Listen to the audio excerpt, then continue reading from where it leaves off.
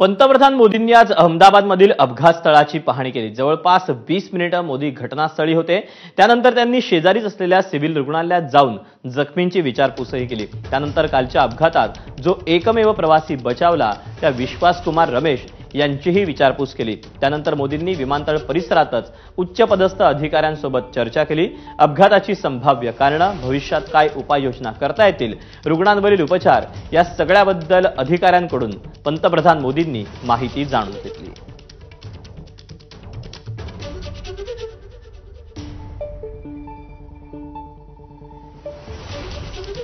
तेव्हा पंतप्रधान नरेंद्र मोदी गुजरातमध्ये अहमदाबादमध्ये पोहोचलेले होते। त्यांनी घटनास्थळी जाऊन पाहणी केल्यानंतर लागलीच ते रुग्णालयात पोहोचले, जखमींची विचारपूस केली। त्यानंतर हा जो भीषण इतका दुर्दैवी अपघात झालेला होता, या अपघातातून जो एकमेव प्रवासी बचावलेला आहे त्याच्यासोबत देखील मोदींनी चर्चा केली आणि त्यानंतर विमानतळ परिसरामध्ये उच्चपदस्थ अधिकाऱ्यांसोबत देखील त्यांनी एकंदरीतच आढावा घेतला आणि चर्चाही केली।